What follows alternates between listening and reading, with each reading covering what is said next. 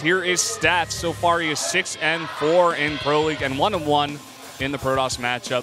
A very solid member for KT. He comes out very, very often, that 4-player rotation, Flash, TY, Stats, and Zest. Today, they decided to use Action instead of TY, but Stats remains solid. Yep, he's not been rotated. Terminator, a guy who, if you look at his face just right, you might see Arnold Schwarzenegger. Oh yeah, version. yes, yes. It's that chin man. I don't know. Yeah, that when I first saw him, I was like, oh wow, like that's such a good name for him. It actually makes sense. And you guys see his PvP stats. There's 1-4. All of his losses have come from PvP. Just imagine him like saying "I'll be back" in Korean, like with that accent. It's like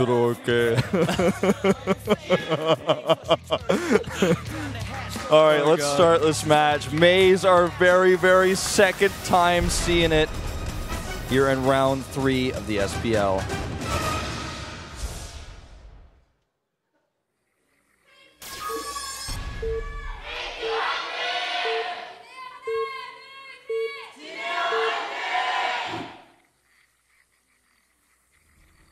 LTA는 SK텔레콤. Horizontal spawns. Yes, and up here in the top left in the red for KT is Stats. To the top right in the green is the Terminator. It fits, man. It works. Works for this guy. I just see it. I don't know why. I think I've like tricked myself to see it. I actually think they do look similar, at least in facial structure. Yeah, like I can kind of see it. Yeah, that's all I'm saying. Like, obviously, hair is different. He doesn't wear Arnold Schwarzenegger doesn't wear glasses, but I see it. I see it in the facial structure. Yeah. If you look close enough.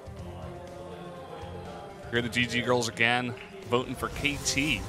Oh, but over here on the JINAIR side, there are some wings on that. I wonder if they were asked like which team they wanted to vote for, or if they were actually just put on either side, because that's what they're paid to do. I don't know, man. I think they're real fans. They're the GG girls. With it, if you didn't like StarCraft, would you name yourself the GG man? No, you'd name yourself something else. But if you really like StarCraft, you like the GG. What if I like the series, the Golden Girls? What if I'm the GG man? I like the Golden Girls. I've watched every season.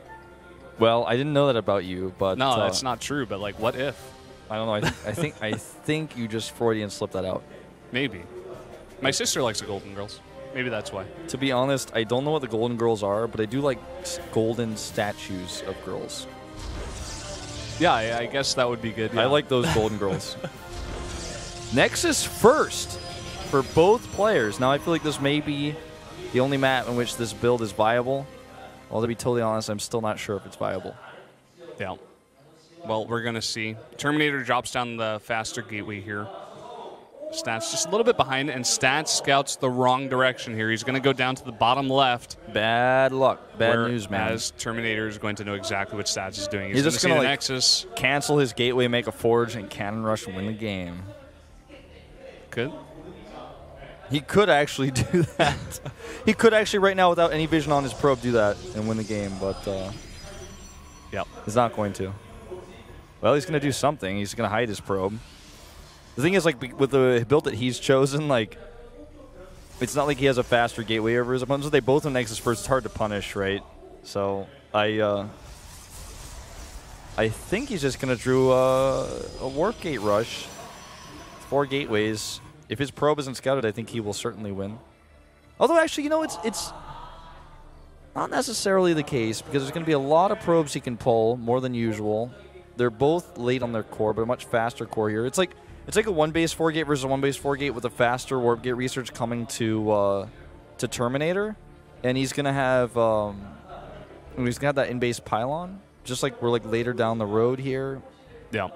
One thing to note is that Terminator's buildings, like you said, are ahead, but you know these two players are doing the same exact build.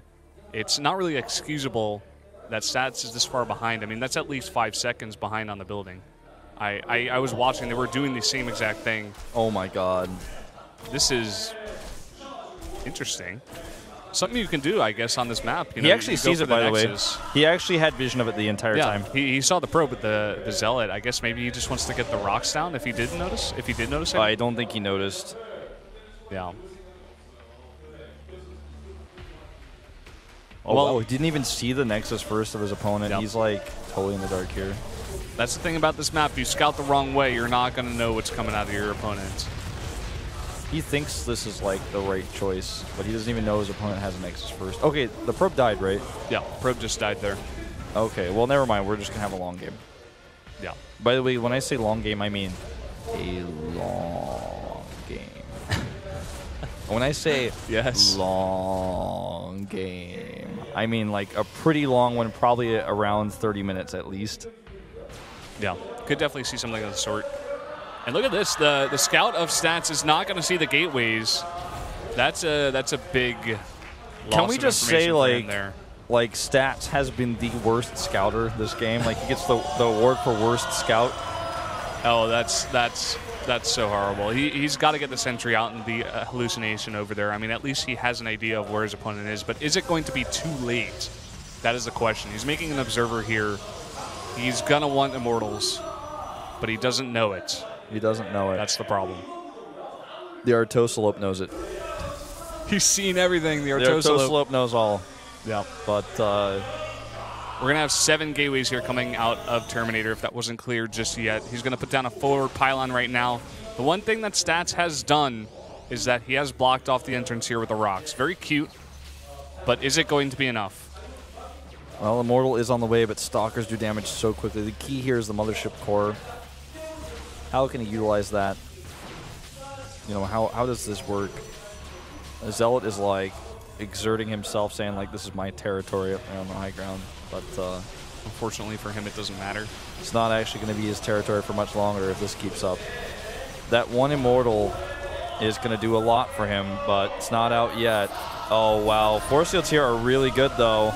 Those were very good force fields. I mean, with the Immortal that's going to pop out here, he should be able to hold this off for a while, especially with the overcharge. Yeah, I feel like that was a big mistake, but there's still 7 gateways. Oh, God, here. He's not paying attention to the Immortal. It's targeted down here, but it does escape. There's the overcharge. Very, very nice micro there on that Immortal, keeping it alive, but still, the wave of units continues, but Immortals keep on coming out. Is it going to be enough? The overcharge is going to go down soon. He can't. He's already past the point of no return. He can't turn around and he can't break this. He's going to watch his units die and then type out. And when I said very long game earlier, apparently I meant not exactly a very long game at all. Like not long at all, very short actually. Yeah, like about less than 10 minutes potentially. Second Immortal is out here. He needs to have it not shooting at Zealots, but like he's so ahead that that actually doesn't even matter. That's going to be game. Well, you know, he has a lot of units warped in, actually. Yeah. You know what?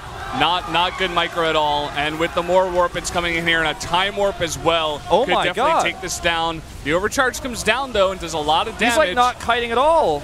He's not even moving, man. Now he's, like, stuck in a time warp, but, what? If I just, like, grossly miscalculated, I mean, he's got an Immortal. Like, I guess he does need to shoot the Zealots after, or shoot the Stalkers with it after all.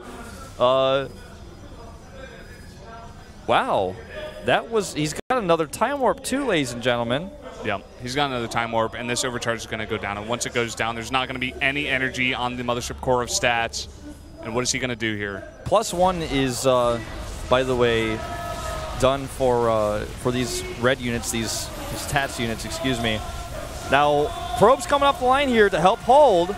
Immortal's still attacking Zealots. Yep. I mean, that one Immortal is probably going to go down there.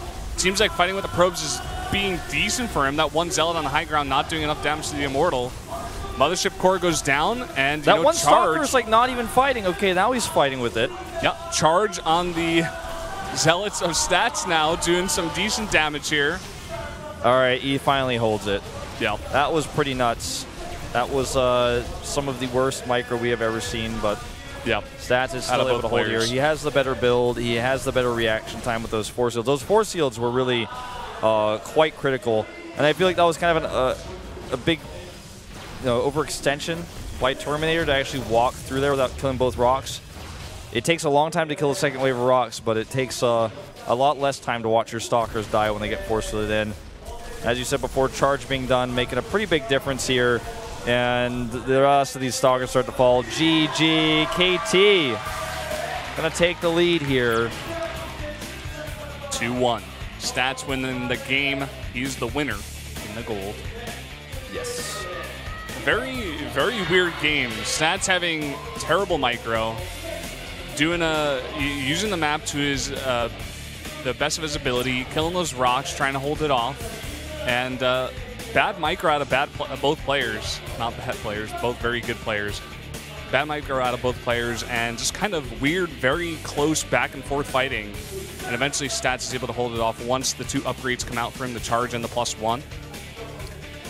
Now, this is definitely a scary position for JINAIR now.